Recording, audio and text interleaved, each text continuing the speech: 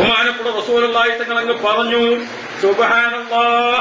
നമ്മളെ നാട്ടിലൊക്കെ ആണല്ലോ മയ്യത്ത് കൊണ്ടെന്ന് വെച്ചിട്ട് പറച്ചില്. എന്താ പറയല്? അള്ളാഹ് നമ്മളെ പിരാക്കമ്പത്തെ ചേക്കുട്ടിയാക്കിയാണ് ഈ മരിച്ചിരിക്കുന്നത്. ഇയാൾ നമ്മളെ നാട്ടിൽ ഇന്ന കാലം ജീവിച്ച ആളാണ്. ഇയാളുമായിട്ട് വാക്കടപാടുണ്ടെങ്കിൽ പൊരുത്തപ്പെട്ടു കൊടുക്കണം. വാക്കടപാടുണ്ടെങ്കിൽ മൂത്ത മകൻ കുഞ്ഞായ്മയോട് ചോദിക്കണമെന്നോ. അപ്പോഴാണ് ആൾക്കാർ പറഞ്ഞ് കുഞ്ഞായ്മത് ഓന്റെ വീട്ടിൽ കിട്ടിയാൽ മതി. കുഞ്ഞായ്മത് ഓന്റെ ഇടപാടോടാണ് നാട്ടുകാരാകെ പയന്മാരായിട്ട് കഴിഞ്ഞിപ്പോ ഇയാളൊന്നും കൂടി ഏറ്റെടുക്കാൻ പറ്റുന്നത്. ഈ കൊലത്തിലാണ് നമ്മൾ അപ്പൊ മയ്യത്ത് കാവ്യാന് തോബ ചെയ്യുന്നതിന് കാത്തു നിൽക്കണ്ട. അവനാന് പറ്റിയ കുഞ്ഞാമീനി പോക്കരി ഉണ്ടാക്കിയെടുക്കണമെങ്കിൽ ഹബീബായ മുഹമ്മദ് റസൂലുള്ളാഹി ജനാസ ഇങ്ങനെ മുന്നിൽ വെച്ചിട്ട് അള്ളാഹുവിന്റെ റസൂല് ആ ജനാസക്ക് വേണ്ടി നിസ്കരിച്ചുകൊണ്ട് അള്ളാഹുവിന്റെ റസൂല് ജനാസയുടെ അടുത്ത് ഇങ്ങനെ വന്നിട്ട് നബി സല്ലല്ലാഹു അലൈഹി വസല്ലമ തങ്ങൾ നിന്നിട്ട് അല്ലാഹുമ്മ ഗ്ഫിർ ലഹു വർഹംഹു വഅഫു അൻഹു വആഫിഹി വഅക്രിം നുസുലഹു എന്ന് പറഞ്ഞുകൊണ്ട് നബി തങ്ങൾ പ്രാർത്ഥിക്കുന്നത് കണ്ടപ്പോൾ സ്വഹാബാക്കൾ പറയുകയാണ്, ഞാൻ മയ്യത്ത് ഞാനായില്ലല്ലോ എന്ന് ഞാൻ ആഗ്രഹിച്ചു പോയി. ആ മയ്യത്ത് ഞാനായില്ലല്ലോ എന്ന് ഞാൻ ആഗ്രഹിച്ചു പോയി. ഓ പ്രിയപ്പെട്ടവരെ, നമ്മുടെ കൂടെ നിൽക്കുന്ന ഭാര്യക്ക്, നമ്മുടെ കൂടെ നിൽക്കുന്ന മക്കൾക്ക്, നമ്മുടെ ഉമ്മക്ക്, നമ്മുടെ വാപ്പക്ക് നമ്മുടെ കൂടെ നിന്നതിൽ അഭിമാനിക്കാൻ സാധിക്കണം കേട്ടോ. നമ്മുടെ കൂടെ നിന്നതിൽ അഭിമാനിക്കാൻ സാധിക്കണം. വേറൊരു ഭർത്താവ് അവളെ ഭാര്യ അങ്ങേയറ്റം സ്നേഹിക്കുന്നതും സമ്മാനം കൊടുത്തയക്കുന്നതും മറ്റുമൊക്കെ അവരിങ്ങനെ ഭാര്യമാരിൽ കൂടുന്ന യോഗത്തിൽ പറയുമ്പോൾ നമ്മുടെ ഭാര്യക്ക് മുണ്ടാട്ടമില്ല. അവളെ കണ്ണ് കലങ്ങുകയാണ്. എന്തേ? ഇവനിൽ നിന്ന് ഈ കാലത്തിനിടക്ക് അങ്ങനെയുള്ള ഒരു സന്തോഷം കേട്ടിട്ടില്ലെങ്കിലോ അവളെ മനസ്സിന്റെ വേദന എത്രയാണ്. പല വാപ്പാര മക്കളും ഒരുമിച്ചൂടെ മദ്രസയിലെ മക്കളിങ്ങനെ സന്തോഷത്തോട് ഇതിന്റെ വാപ്പ് കൊടുത്തയച്ചത് മറ്റൊരു ഞമ്മളെ മകന്റെ അടുത്ത് അങ്ങനത്തെ യാതൊരു സംഗതിയില്ല. അപ്പൊ നമ്മളെ മോന്റെ സങ്കടം എത്രയാണ്. വാപ്പയെ വെറുക്കുന്ന മക്കളുണ്ടാകുന്നത് കണ്ടോ, ഭർത്താവിനെ വെറുക്കുന്ന ഭാര്യ ഉണ്ടാകുന്നത് കണ്ടോ. പ്രിയപ്പെട്ട മുസ്ലിങ്ങളെ, എന്റെ ഗൾഫിലെ സുഹൃത്തുക്കളെ എല്ലാം യുവാക്കളാണ്, എല്ലാം ചെറുപ്പക്കാരാണ്. അതുകൊണ്ട് ഞാൻ ഓർമ്മപ്പെടുത്തുന്നു, വൽ ബാഖിയാത്തു സ്വാലിഹാത്തു ഖൈറുൻ ഇൻദ റബ്ബിക സവാബൻ വ ഖൈറുൻ അമലാ. ബാക്കിയാത്തു സ്വാലിഹാത്ത് രണ്ട് വിധത്തിലാണ്. ഒന്ന്, നമ്മൾ അധ്വാനിച്ച നമ്മുടെ നിസ്കാരം, നമ്മുടെ ബാക്കിയാത്തു സ്വാലിഹാത്താണ്. നമ്മുടെ ഹജ്ജ്, നമ്മുടെ നോമ്പ്, നമ്മുടെ ദിക്ർ, നമ്മുടെ സ്വലാത്ത്, നമ്മുടെ ഖുർആൻ പാരായണം, നമ്മുടെ ബാക്കിയാത്തു സ്വാലിഹാത്താണ്. അത് കേട്ടുകൊണ്ട് നമ്മൾ വളർത്തിയെടുത്തിരിക്കുന്ന നമ്മുടെ മക്കളുണ്ട്. ഔ വലദുൻ സാലിഹുൻ യദ്ഉ ലഹു, അത് നമ്മുടെ ബാക്കിയാത്തു സ്വാലിഹാത്താണ്. ആ ബാക്കിയാത്തു സ്വാലിഹാത്ത് ഖൈറുൻ ഇൻദ റബ്ബിക സവാബൻ വ ഖൈറുൻ അമലാ. മോനെ, സമ്പത്ത് എന്നത്, സന്താനം എന്നത് ഭൂമിയിൽ നിനക്ക് സങ്കടപ്പെടാനുള്ളതല്ല, നിനക്ക് പ്രയാസപ്പെടാനുള്ളതല്ല, നിനക്ക് വീട് നരകതുല്യമായി ജീവിക്കാനുള്ളതല്ല. അൽ മാലു വൽ ബനൂൻ, സമ്പത്ത്, സന്താനങ്ങൾ. സമ്പത്തിൽ വെച്ച് ഏറ്റവും വലിയ സമ്പത്ത് എന്താ? നമുക്ക് താമസിക്കാനുള്ള മാന്യമായ ഒരു വീട് എന്നതാണ് നമ്മുടെ ഏറ്റവും വലിയ സമ്പത്ത്.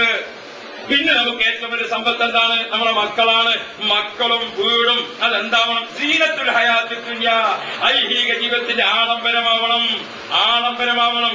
ഏത് വൈക്കും പോയാലും വീട്ടിലെത്താഞ്ഞാലും പറ്റാത്ത എയിലെ പോയാലും ഭക്ഷണം മക്കൾ വരുമ്പോഴേക്ക്, കുട്ടികൾ ഭക്ഷണം കഴിക്കുമ്പോഴേക്ക് അവിടെ എത്തണം, കുട്ടികൾ ഉറങ്ങുമ്പോഴേക്ക് എത്തണം, കുട്ടികളെ രാവിലെ എഴുന്നേറ്റ് കുട്ടികൾ മദ്രസയിൽ പോകുമ്പോഴേക്ക് അവിടെ എത്തണം. ചെറിയ ചങ്ങായികളുടെ ഓകാരത്തുമൊക്കെ വർത്താനം പറഞ്ഞിട്ട് ഓൻ ബാക്കിയുള്ള ഓനും കൂടി ഇങ്ങനെ സൂപ്പാക്കിയിട്ട്, കാരണം ഓന് വിലക്ക് ഉറങ്ങിയിട്ടാണ് ചെല്ലാൻ പറ്റുള്ളൂ. വീട് നരകമായി കഴിയുന്ന എത്ര ആളുകൾ. അല്ലാഹു നമ്മളെ കാക്കട്ടെ, അല്ലാഹു നമ്മളെ കാക്കട്ടെ. പ്രിയപ്പെട്ട സഹോദരന്മാരെ, നമ്മുടെ ഉമ്മ പ്രായമുള്ളവരാണ്, നമ്മുടെ ഉമ്മ പ്രായമുള്ളതാണ്, നമ്മുടെ വാപ്പ പ്രായമുള്ളതാണ്. വാപ്പയുടെയും ഉമ്മയുടെയും അടുക്കൽ നിന്ന് എന്തെങ്കിലുമൊക്കെ നമുക്ക് അലോസരമായി തോന്നുന്നത് വന്നാൽ പോലും നമ്മൾ അവരെ മനഃശാസ്ത്രം പഠിച്ചത് നമ്മളാണ്, രോഗം ചുറ്റിയത് നമ്മളാണ്, പല ആളുകളെയും കണ്ടതൊക്കെ നമ്മളാണ്. അവരെന്തേ കണ്ടിട്ടുള്ളൂ? അവർ ഈ അടുക്കളയും വിവരം തന്നെ കണ്ടിട്ടുള്ളൂ. ഇതിനിടക്ക് ഭാര്യയുടെയും ഉമ്മയുടെയും ഇടക്ക് ഒരു ആൺകുട്ടിയായി നിന്നുകൊണ്ട് രണ്ടാളുടെയും ആദരവും പൊരുത്തവും സ്നേഹവും സമ്പാദിക്കാൻ നിനക്ക് സാധിക്കണം. അതാണ് കുടുംബജീവിതത്തിന്റെ ഐശ്വര്യം. അള്ളാഹു ഭാഗ്യം നൽകുമാറാവട്ടെ. ഞാൻ ദീർഘിപ്പിക്കുന്നില്ല പ്രിയപ്പെട്ട സഹോദരന്മാരെ. അത് നമ്മുടെ പ്രാർത്ഥനയോടൊപ്പം നമ്മുടെ ദിക്റാത്തുകൾ, നിസ്കാരങ്ങൾ അതൊക്കെ അങ്ങോട്ട് ആഖിറത്തിലേക്ക് വരുമ്പോൾ ഖൈറുൻ ഇൻദ റബ്ബിക സവാബൻ വ ഖൈറുൻ അമലാ. നമ്മുടെ തങ്ങൾപ്പാപ്പാന്റെ നോട്ടത്തിന്റെ രീതി മാറുന്നുണ്ട്. എന്താ വെച്ചാൽ പറഞ്ഞ സമയമൊക്കെ ആയില്ലേ എന്നുള്ള ആ സ്നേഹത്തിന്റെ നോട്ടാണ്. അപ്പൊ അതുകൊണ്ട് ഇൻഷാ അല്ലാഹ് ഞാൻ ദീർഘിപ്പിക്കുന്നില്ല. അല്ലാഹു ഖൈർ തരുമാറാവട്ടെ. എന്തുകൊണ്ട്? തങ്ങൾ പാപ്പാക്ക് നിങ്ങളെല്ലാരും ഡ്യൂട്ടിയും സമയം ഇത് പിരിച്ചുവിടേണ്ട കാര്യത്തിലൊക്കെ മനസ്സിൽ വേജാറുണ്ട്. ഇതിന്റെ റഈസല്ലേ, അപ്പൊ അതിനുണ്ടാകുമല്ലോ. അള്ളാഹു തആല നമുക്കൊക്കെ ഖൈർ നൽകുമാറാവും. അതുകൊണ്ട് പ്രിയപ്പെട്ടവരെ, ഞാൻ ഓർമ്മപ്പെടുത്തുന്നത് സ്നേഹം കൊടുത്ത് സ്നേഹം വാങ്ങാം. അതാണ് ഇന്നത്തെ കാലഘട്ടം. അതാണ് കാലഘട്ടം. ബഹുമാനം കൊടുത്ത് ബഹുമാനം വാങ്ങാം. അതാണ് ഇന്നത്തെ കാലഘട്ടം. ദേഷ്യപ്പെട്ട് ബഹുമാനം വാങ്ങാൻ നിൽക്കണ്ട. പോക്കിത്തരം കാണിച്ചിട്ട് സ്നേഹം വാങ്ങാൻ നിൽക്കണ്ട, സാധിക്കൂല. സ്നേഹം കൊടുത്ത് സ്നേഹം വാങ്ങാം, ബഹുമാനം കൊടുത്ത് ബഹുമാനം വാങ്ങാം. അതാ വേണ്ടത്. ഗൾഫിലുള്ള ഇപ്പൊ മക്കത്ത് ഒരു വാപ്പയും മക്കളും ഇനി ഞാൻ എന്റെ റൂമിൽ വന്നു.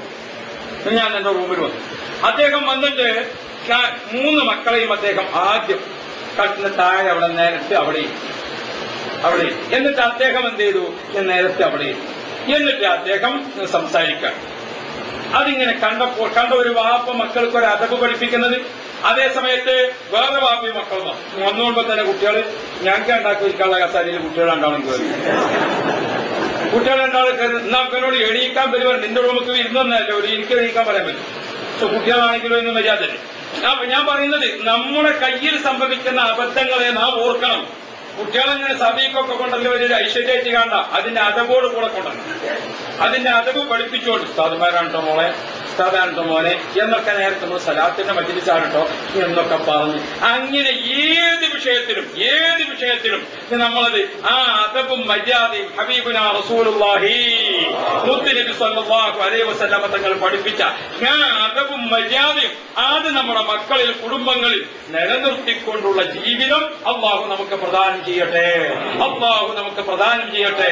തഖിയ്യത്തായ ബീവി മൈമൂന റളിയല്ലാഹു അൻഹാ അവിടെ നിന്ന് കിടക്കുന്നത് കണ്ടോ, റോഡ് സൈഡിൽ. ബഹുമാനപ്പെട്ട ബീവി മൈമൂന ബീവിയെ കല്യാണം കഴിച്ചത്, വീട്ടിൽ കൂടിയത്, ബഹുമാനപ്പെട്ട മഹദി ഇബാദത്തെടുത്തത്, ബഹുമാനപ്പെട്ട മഹദി വഫാത്തായത്, മറവ് ചെയ്തത് എല്ലാം ആ വീട്ടിലാണ്. അതിപ്പോഴും റോഡ് സൈഡിൽ അവിടെ കാണുന്നു. പ്രിയപ്പെട്ട മുഅ്മിനീങ്ങളെ, അവിടെ സിയാറത്ത് നടക്കുകയാണ്. നമുക്കൊക്കെ ഏറ്റവും നല്ലത് അവിടെ പോയി വണ്ടി സ്ലോവാക്കാം. പതുക്കെ വണ്ടിയിൽ ഇരുന്നിട്ട് ഒരു പാർട്ടിയാവില്ല, ഒരു സലാം ചെല്ലിയിട്ട് വേറൊന്നും പോരാ. എന്നാൽ അത് നിലനിൽക്കും. അള്ളാഹു തആല തൗഫീഖ് ചെയ്യുമാറാവട്ടെ. അതുകൊണ്ട് പ്രിയപ്പെട്ട സഹോദരന്മാർ, ഞാൻ ദീർഘിപ്പിക്കുന്നില്ല എന്ന് പറഞ്ഞുകൊണ്ട് ഇങ്ങനെ എത്ര നേരമായിരുന്നു അപ്പൊ അതുകൊണ്ട് പിന്നെ പറയുമ്പോ കുറച്ചങ്ങോട്ടൊരു സംഗതി തുടങ്ങിയാൽ എങ്ങനെ ഉണ്ടല്ലോ, ഞാൻ അതുവേണ്ടി പൂർത്തിയാക്കിയത്. അല്ലാഹു സുബ്ഹാനഹു വ തആല ഐശ്വര്യമുള്ള ഭാര്യ, സന്തോഷമുള്ള മക്കൾ, ആ കുടുംബ ജീവിതം അല്ലാഹു നമുക്ക് നൽകുമാറാകും. നമ്മളിവിടെ RSCയുടെ വലിയ പ്രവർത്തകർ, ICFന്റെ വലിയ നേതാക്കള്, ഞാൻ പിന്നെ SYSന്റെ വലിയ നേതാവ്, ഇതൊക്കെ പറഞ്ഞിട്ട് നമ്മളെ ഭാര്യ വേറെ കൊലത്തിൽ മക്കൾ, നമ്മുടെ അനുസരണമില്ലാത്ത മക്കൾ അല്ലാഹു കാക്കട്ടെ.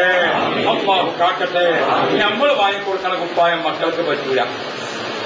നമ്മൾ വാങ്ങിക്കൊടുക്കുന്ന ഡ്രസ്സ് മോൾക്ക് ഫാഷൻ പോരാ. ഇങ്ങനത്തെ അവസ്ഥ വന്നാൽ എന്താ പ്രിയപ്പെട്ട സഹോദരന്മാരെ നമ്മളെ അവസ്ഥ? അതുകൊണ്ട് നമ്മൾ വളരെയധികം ചിട്ടയിലും ബഹുമാനത്തിലും ആദരവിലും അനുസരണത്തിലും ഉപദേശിച്ചും നിർദ്ദേശിച്ചും അങ്ങനെ കുട്ടികളെ വളർത്തണം. അപ്പൊ നമ്മളെ കുട്ടികൾക്ക് നല്ല കൗതുകമുള്ള വസ്ത്രമൊക്കെ ധരിക്കണം. അത് വാങ്ങിക്കൊടുക്കാം. മോളെ, ഇത് വീട്ടിന്റെ ഉള്ളിലിടാനാട്ടോ. ഇപ്പാന്റെ കുട്ടി പുറത്ത് പോകുമ്പോൾ ധരിക്കരുത്, പുറത്തേക്ക് പോകുമ്പോഴാണ്. നമ്മളെ ഭാര്യക്ക് നല്ല ഫാഷനുള്ള ഡ്രസ്സ് നമുക്ക് വാങ്ങിക്കൊടുക്കണം. നമ്മളെ ഭാര്യ ഇങ്ങനെ കണ്ടാൽ എപ്പോഴും കണ്ടു തള്ളിക്കൊണ്ട് ഇങ്ങനെ ആ നല്ല ഫാഷൻ ഡ്രസ്സൊക്കെ വാങ്ങിക്കൊടുക്കണം. പറയണം, ഇതിട്ടും കൊണ്ട് പുറത്തെങ്ങാനും എന്നെ കണ്ടാൽ അന്നത്തോടുകൂടെ കഥ കഴിയുള്ളൂ. ഓർമ്മപ്പെടുത്തണം. ആധുനികമായ സൗകര്യങ്ങളും മറ്റുമൊക്കെ ആസ്വദിക്കാൻ ആർക്കും പറ്റണം. നമ്മളെ ഭാര്യക്കും പറ്റണം. ഹലാലായ രീതിയിലൊക്കെ പറ്റണം. നമ്മളെ മക്കൾക്കും പറ്റണം. അല്ലെങ്കിലോ നമ്മളെ കുട്ടികൾ, ഞാൻ ജനിക്കാൻ കണ്ടൊരു വാപ്പ എന്ന് വിചാരിച്ചാൽ കുടുങ്ങിയെ നമ്മളെ കാത്തു രക്ഷിക്കണം. അപ്പൊ നമ്മളിതൊക്കെ നമ്മളെ കുട്ടികൾക്കും വേണം ഈ ഐശ്വര്യവും കാര്യങ്ങളൊക്കെ കിട്ടുക. പക്ഷെ എന്ത് വേണം? വളരെ അധികം അതൊക്കെ ശ്രദ്ധിച്ചും ഉപദേശിച്ചും. മറ്റൊരു നമ്മളിപ്പോ ഇവിടെ മക്കത്ത് ഹജ്ജിന്റെ തിരക്കാൻ അൽഹംദുലില്ലാ. ഒരു രാജ്യത്ത് 10 ലക്ഷം മുസ്ലിമീങ്ങളുണ്ടോ, അവിടുന്ന് 1000 ആളുകളാണ് ഇക്കൊല്ലം സൗദി ഗവൺമെന്റ് ഹജ്ജിന് തീരുമാനിച്ചത്.